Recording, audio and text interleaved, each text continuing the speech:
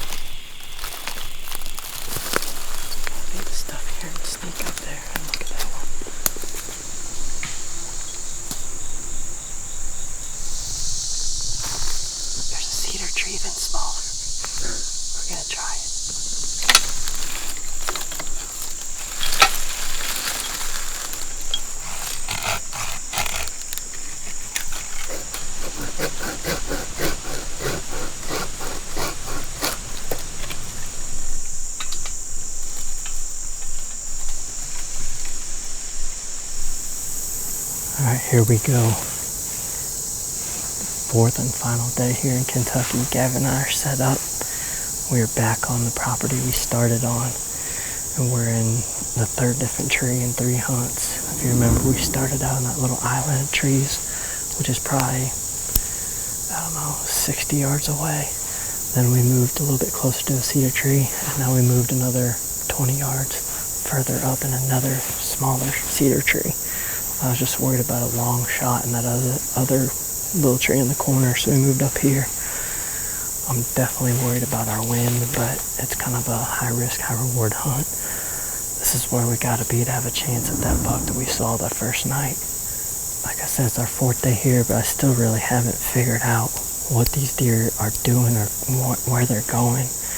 You know, we thought everything would work out into the central part of the farm, out in the big hayfield and feed on the green and clover. But for whatever reason, these deer aren't coming back that way. They're working their way basically to more timber. So I don't know if they're going to find acorns or a neighboring property has food or what.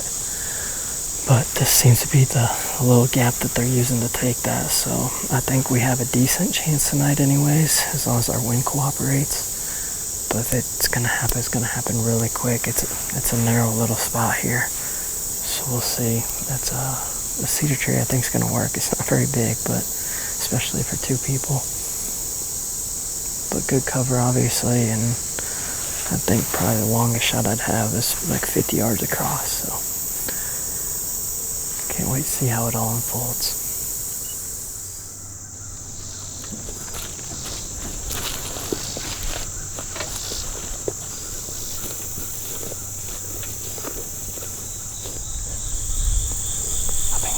Cedar tree right there.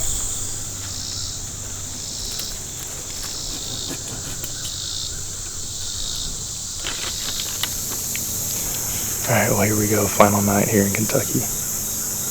Matt and I are set up on the same cove that we did a couple nights ago when we had that encounter with that buck. I know I talked about last night how we were going to sit in the same spot, but we actually got pictures of these bucks this morning in this cove, so we know they're bedded close. It's kind of a high-risk, high-reward kind of night. Matt and I pushed deeper into this cove. And I'm hoping the wind is not going to swirl in here, and we're just kind of relying on the thermals to suck it out into the hayfield. We're hoping for the best tonight. If they do what they did a couple nights ago, we should have a chip shot here. It was kind of a fiasco getting up in this cedar tree. It was really thick, and there's a bunch of briar up on the trunk all the way up it, so it took us a while to get in here. But fingers crossed they step out tonight.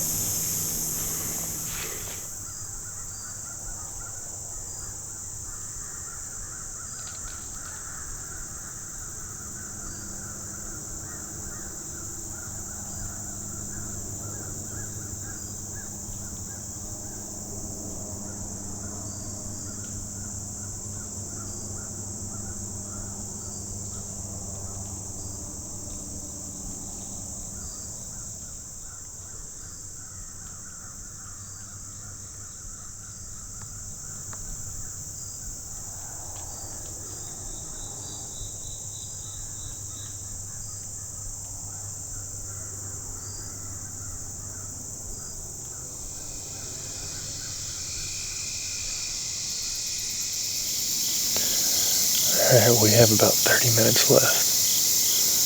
And so far we've had 3 does and 2 fawns come walking by our window right here. I couldn't get much footage of them just because we can't even see them until they get about 15 yards away from us. And they're kind of moving quickly through our window, so I've actually picked up my bow and I'm just keeping it in my lap just in case those bucks do the same thing. We're ready to go.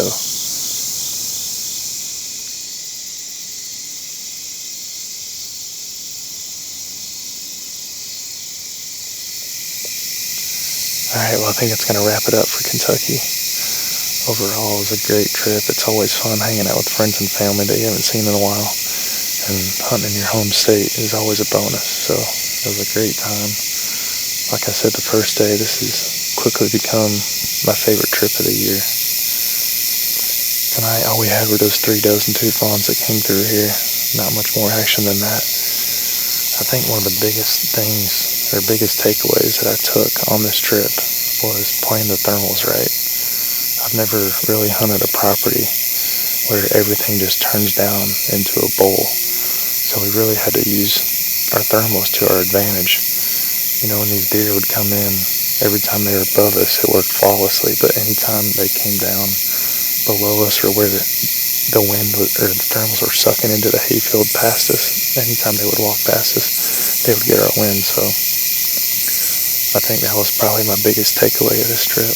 And I'm looking forward to next year. So that's going to do it for Kentucky.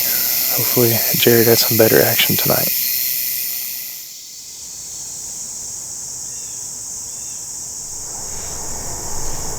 Goes from the cedar tree we're in to those dead branches over there. That's a 10 or 12 foot wide spider web. Alright, it is 6:25. And I'm wanting time to slow down. It's our final night and I'm not ready for it to be over. So far in our sit, we are still deerless. We haven't seen a deer since Sunday. So it's kind of crazy, but it still feels good in here. Our wind has been great. And this cove is nice and shaded and cool, and it seems like a good spot for the deer to come out. We have, say, right at an hour, maybe a little bit over an hour left. Just hoping one of those 2 bucks comes out, either of the deer that we saw that first night. Kind of looking back, that hardhorn deer, obviously didn't have a great rack on him, but he's one of the more mature bodied deer that we've seen or have on camera. So I'd shoot either him or that Velvet 9. Just hoping we can lay eyes on either one in this next hour.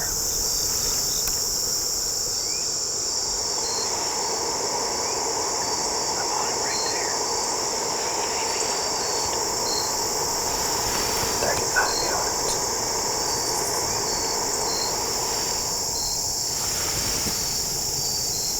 Kind of looks like that little 8 we saw.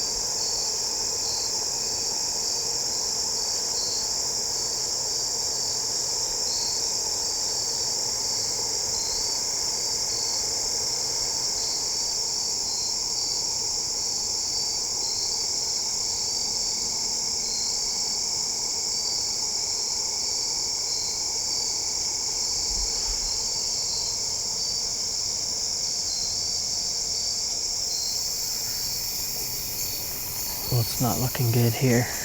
We're down to our last 10 minutes or so. Just 2 small bucks and a fawn is all we've seen. So that's probably gonna end our Kentucky trip. And we'll definitely be back. You know, anytime you have a hunt like this and get beat up a little bit, at least for me anyways, it motivates me to try to figure it out a little better next time. Possibly, instead of just coming down here to hunt, make a couple trips in the off season, do a little more scouting, put more time in.